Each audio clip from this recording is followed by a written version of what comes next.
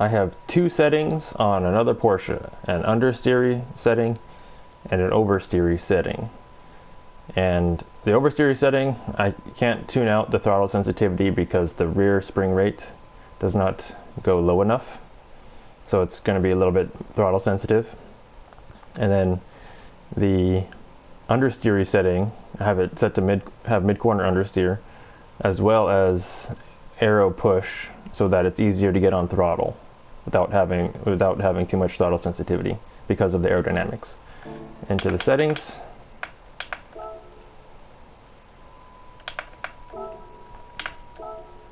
Okay, the oversteer settings first. And as you can see, these are the modifications. Brake balance controller set to negative, or not negative, but +5 rearward. And this car comes stock with the normal setting here.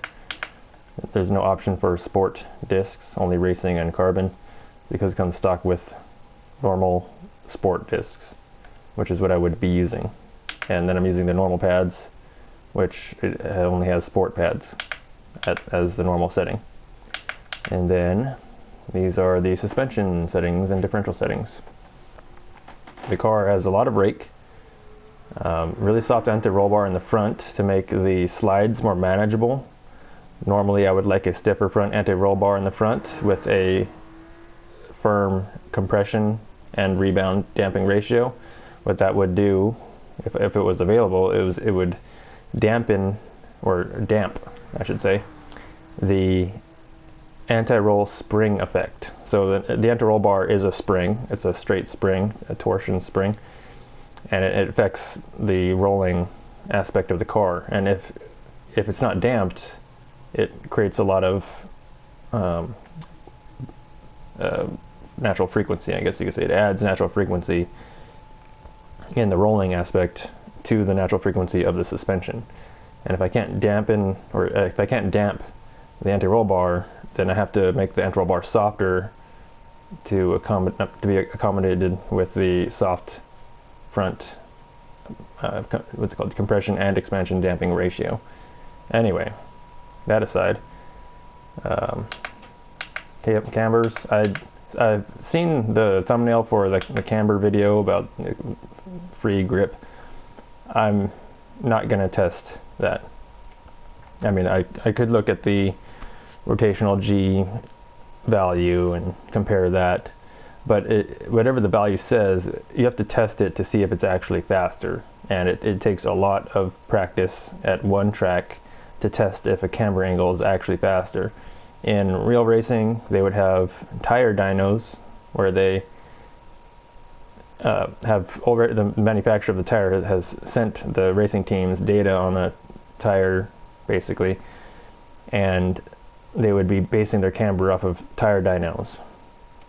And this, we don't have that capability, so these are my generic camber settings for wide tires in the rear and relatively narrow tires in the front. And yes, normally I would like a higher braking sensitivity, but with the brake bias that's achieved here at +5 and the front natural frequency, I need to open up the braking sensitivity lock. So what the stiff front natural frequency does is it helps the car push on throttle, but with the stiff front natural frequency, it also causes the car to understeer while braking. And I've allowed the car to get some good rotation coming off the brakes. So when you hit the brakes, it understeers, but when you release the brakes, it starts to rotate while trail braking with these settings. And then the initial torque is to reduce that effect so that it doesn't snap into oversteer coming off the brakes. And I've also seen the differential settings. It mostly affects the racing tires. With lower grip tires, especially if you're driving on curbs versus like half the car on the curb and half the car on the track, having a higher acceleration sensitivity prevents the car from spinning from grip differential between left and right hand tires. So I like to have a higher acceleration sensitivity rather than doing the recommended open differential. Anyway, onto the drive. I haven't practiced. I should have, but haven't.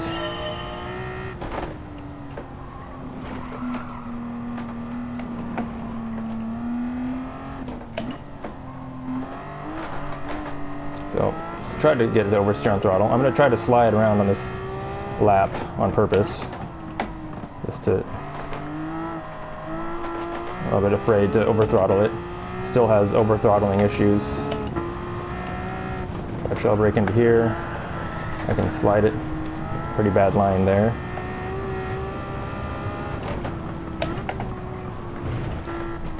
And the steering is 1-to-1. As long as I don't surpass the animated animation, that makes sense. The animation of the hands, it's 1-to-1 steering with whatever's going on screen. Oops.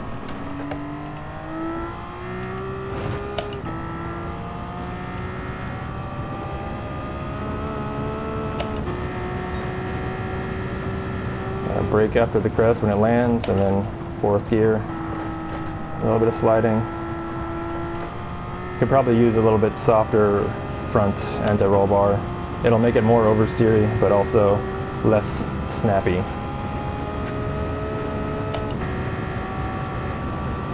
Brake over this crest here, down to fifth. Oh, too far in. As you can see, I'm putting very little steering input into the car, and the car is just rotating around the corner. That's over throttling on purpose. Still don't have full control over the slides.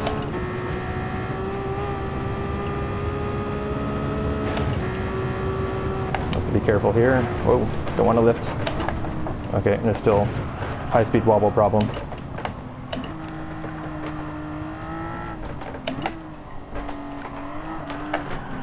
Slow speed drifts are pretty easy.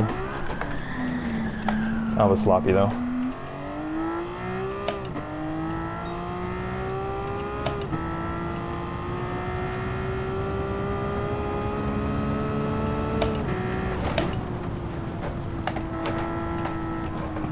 Trying to get it to rotate on the brakes. As you can see, it slides pretty well there. I'm gonna try to over throttle through the turn. No, just push. Didn't get it slowed down enough. I should rotate pretty well off throttle here. There's some mid-corner sliding. Still can't carry the drift on the throttle out to the exit because of the throttle sensitivity. I've also increased the in-game maximum torque, which helps a lot with the center steering feel. So when the car is going straight, there's more torque left and right, but it doesn't oscillate too much either. And it also assists with the counter steering forces. With the higher max torque, the counter steering forces are higher. I've yet to test it with Assetto Corsa. I wanted to try and drift through the corner. Still not skilled enough for that.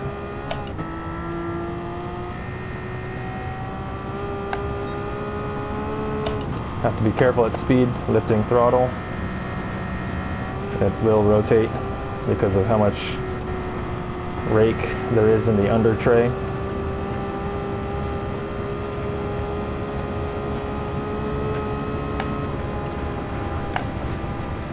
Might be even safer to dab the throttle instead of lifting. The brake is more, or the car is more stable on the brakes than it is lifting throttle. As you can see, it's very unstable there.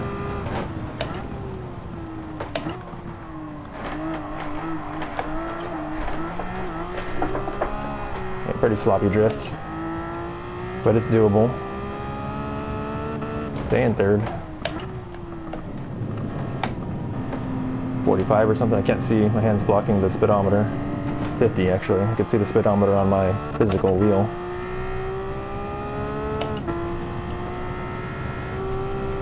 So, dab the brake here. There's some rotation. Still a little snappy.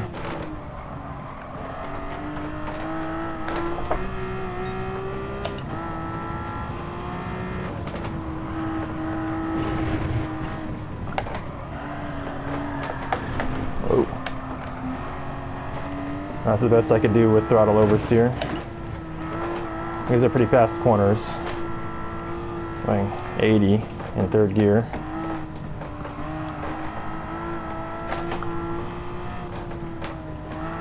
Oops, too fast for the apex, so I had to understeer through the corner.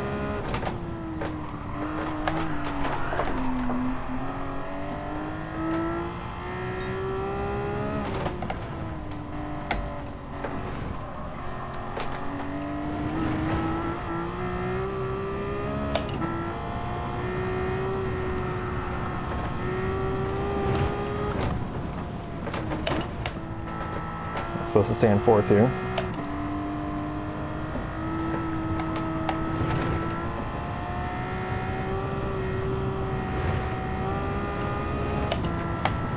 Just going to short shift for stability through the pass section.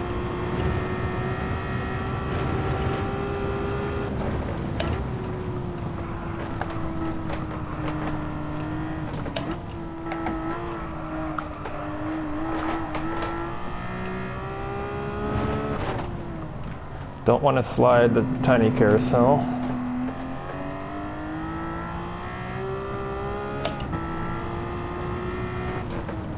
Stay in fourth. Cut back in and hug the curb. Floor the throttle.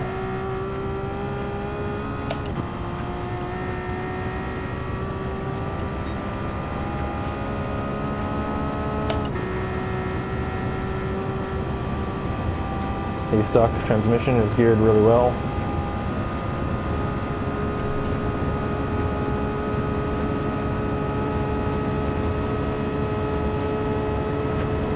I'm still scared of this high-speed braking zone through the high-speed S's. I want to brake at the dip, lift off, or maybe drag the brake. Oh, there we go. Keep it under control. Probably could have maximized the braking zone there if I had a more stable car.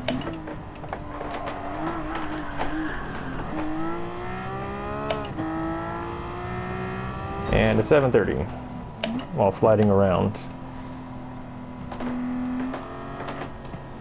Okay, on to the next setting.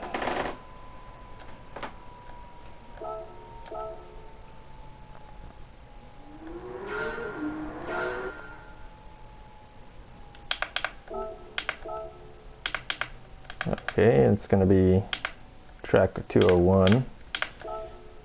These are the settings. And also, no modifications, same brake controller setting. And back to the settings. As you can see, the under tray is level. Gives it more aerodynamic push at higher speeds. Basically the same settings, I think. Did I change the spring? No. Just the anti-roll and the ride height. Okay. And onto the drive.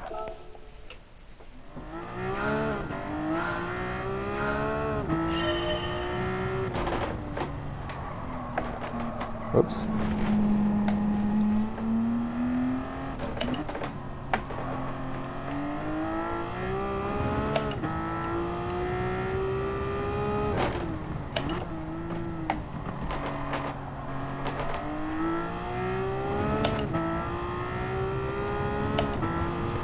There's going to be a lot less sliding in this run.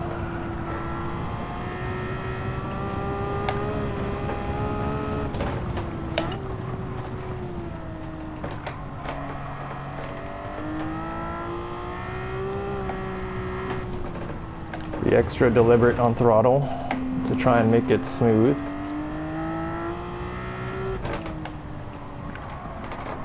Bad apex there, supposed to take the curb. Much easier to get on power out of that corner.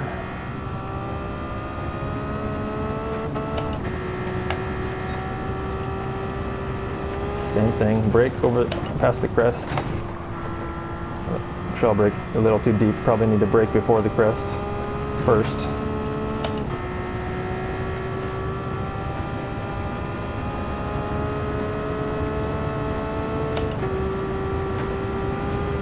Brake now, whoa. Car is lifting its nose over the crest before the turn. Stay in third here. A lot more composed.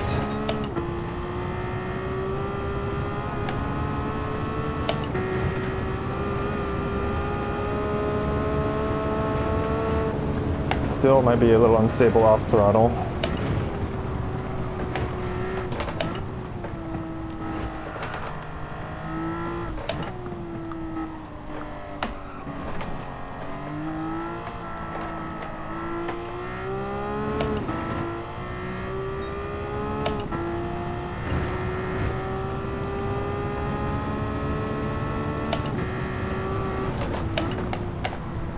Always afraid to get to the right hand side in that entry.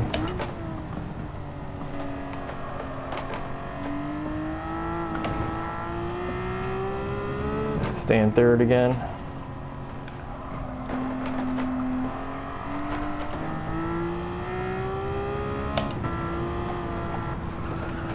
A little bit of sliding is controllable. Wide angle slides are very difficult to catch. Oh, too fast.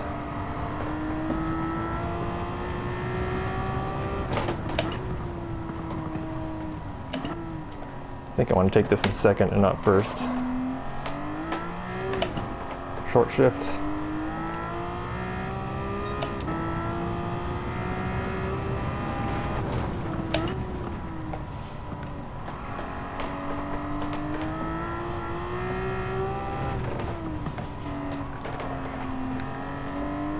Accelerate straight out of that apex, up the hill. There's a lot of bumps in that corner.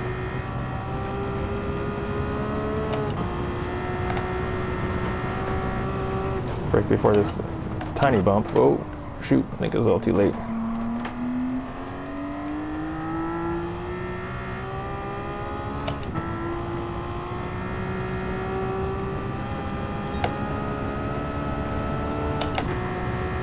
Much more confidence inspiring in this high-speed section. Lift a little bit off throttle here, might be full throttle.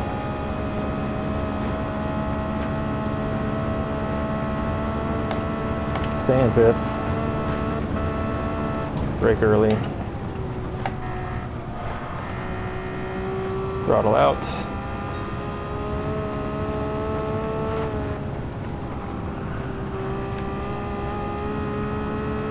Still a little bit twitchy in that past kink.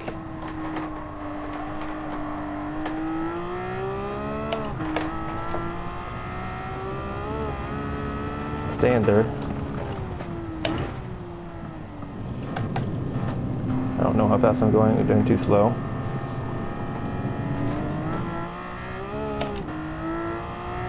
Took the carousel a little bit slow. Lift throttle here. I think it has more grip.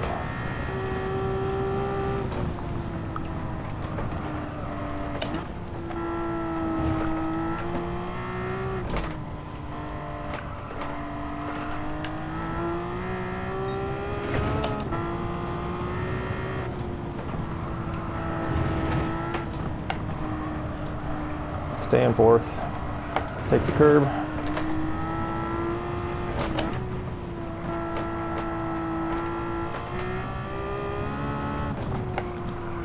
Oh, a lot of rotation on the brakes there. A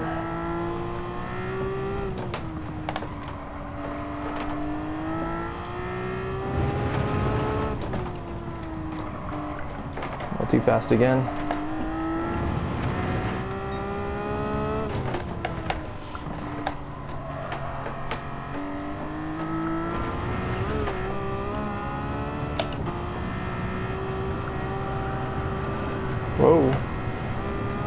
High-speed slide, not safe. Maybe this is third gear, I don't know. I like fourth better though.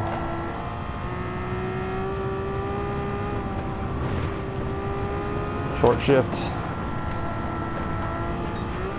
Oh, too much curb.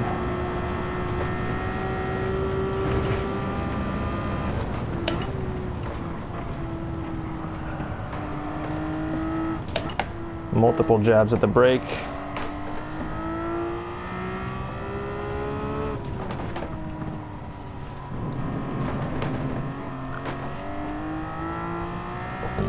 Excuse me, I had a burp.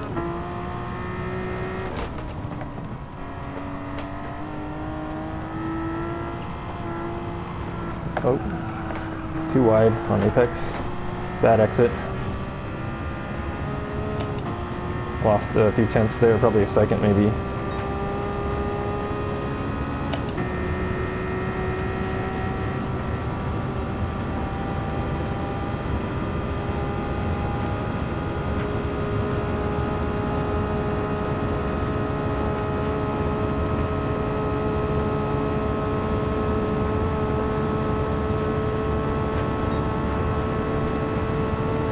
Again, brake at the dip. I'll throw a brake 3 times here. There we go. Braking early. Again, could probably optimize the brake zone there. Oh, understeer. Into throttle oversteer. And 15 seconds faster than sliding around a lot, which is just due to how car performance is. Sliding around is not faster, but it's a lot more fun. And that concludes this video. Till the next one.